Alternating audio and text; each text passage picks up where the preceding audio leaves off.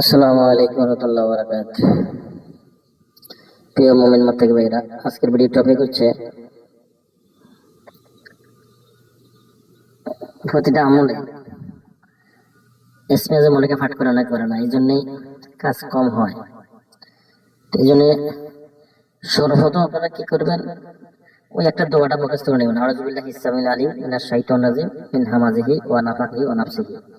এরপরে বিসমিল্লাহির রহমানির রহিম যে কোনো আমল করবেন, এই দোয়াটা মুখস্থ করে নেবেন। আর আরেকটা হলো দুরূদ সাইফুল্লাহ মুখস্থ রাখবেন। আল্লাহুম্মা সাল্লি আলা সাইয়্যিদিনা মুহাম্মাদিন সাইফুল্লাহিল কাতি ওয়া আলিহি ওয়াসাল্লাম, এটাও ব্যবহার করবেন।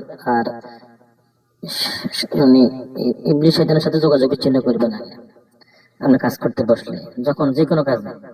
এটা হলো এই সূরা তওবার 1 নম্বর আয়াত, বিসমিল্লাহির রহমানির রহিম, বারাতু মিনাল্লাহি ওয়া রাসূলিহি ইল্লাল্লাযিনা আতু মিনাল মুশরিকিন।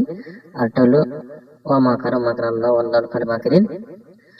আর একটা আছে সূরা নূরের 26 নম্বর আয়াত, ওটা দিয়ে করা যাবে। সূরা তওরাকে শেষ দিয়ে দিয়ে করা যাবে। আচ্ছা, গেলেন আগে তো আস্তাগফিরুল্লাহ এগুলো আদায় করে নিবেন। তবে সর্বশেষ কথা ইসমে আজমটা পাঠ করবেন বেশি বেশি। ইসমে আজম, এক ইসমে আজম অনেক আছে, শত শত আছে, এক একটা এক এক রকম। তো আমি যেটা পাঠ করি সেটা জানাচ্ছি আপনাদেরকে। ইসমে আজমটা আপনারা লিখে নেবেন, আমি দুইবার বলবো। বিসমিল্লাহির রহমানির রহিম, আউযু বিল্লাহি ইসসামিল আলিম মিনাশ শাইতানির রাজিম মিন হামাজিহি ওয়া নাফসিহি ওয়া নাফাখিহি। বিসমিল্লাহির রহমানির রহিম, আল্লাহুম্মা ইন্নী আসআলুকা বিআন্না লাকাল হামদু লা ইলাহা ইল্লা আনতা ওয়াহদাকা লা শারীকা লাকাল মান্নান বাদিয়াস সামাওয়াতি ওয়াল আরদ ইয়া জুল জালালি ওয়াল ইকরাম ইয়া হাইয়্যু ইয়া কাইয়্যুম। আবার বলতেছি, বিসমিল্লাহির রহমানির রহিম, আল্লাহুম্মা ইন্নী আসআলুকা বিআন্না লাকাল হামদু লা ইলাহা ইল্লা আনতা ওয়াহদাকা লা শারীকা লাকাল মান্নান বাদিয়াস সামাওয়াতি ওয়াল আরদ ইয়া জুল জালালি ওয়াল ইকরাম ইয়া হাইয়্যু ইয়া কাইয়্যুম। এই ইসমে আজমটা মুখস্থ করে নেবেন। এটা কিন্তু একটা ভালো একটা ইসমে আজম। ইসমে আজম পাঠ করবেন সবসময়, প্রত্যেকটা কাজে 3 বার, কমপক্ষে 3 বার পাঠ করবেন। কাজ করার আগে শুরুতে দরুদ শরীফ, ইসমে আজম এগুলো আগে পাঠ করে নেবেন, তাহলে আপনার কাজে সফলতা আসবে ইনশাআল্লাহ, কাজে সাকসেস হবে। কথা বুঝছেন? কাজে সফল হবেন, সাকসেস হবেন। এর পাশাপাশি আপনি দুরূদ সাইফুল্লাহটা পাঠ করবেন।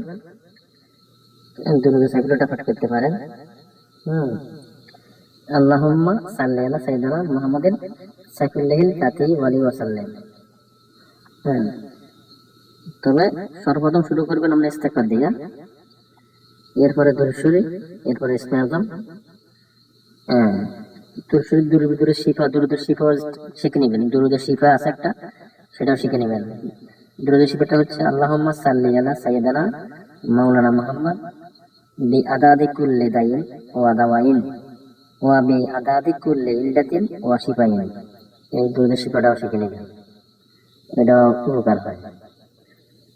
আচ্ছা, আর একটা হচ্ছে দুরূদ উম্মি, সেটা হচ্ছে বিসমিল্লাহির রহমানির রহিম, আল্লাহুম্মা সাল্লি আলা সাইয়্যিদিনা মুহাম্মাদিন নাবিয়িল উম্মি ওয়া আলা আলিহি ওয়া সাল্লিমু তাসলিমা। এটাও শিখে নেবেন ইনশাআল্লাহ। কামতাবে মানে যে কোনো কাজে সফলতা বেশি পাবেন। আর আগে সর্বপ্রথম নিয়ত করবেন আল্লাহর কাছে যে আল্লাহ আমি এই কাজটা করতে চাই। ঠিক আছে? মানুষের উপকার করবেন, সেবা করবেন, এটাই সেবা করেন। সেবার মধ্যে যা পান, মানুষ আপনার 10 টাকা 20 টাকা যা দেয়, 50 টাকা যা দেয়, 100 টাকা দেয়, ওটা দিয়ে আপনার জীবিকা নির্ভর হয়ে যাবে আল্লাহ চাইলে। তো আপনার নিয়ত থাকবে সেবার জন্য, মানুষের সেবা করতেছেন, এটাই।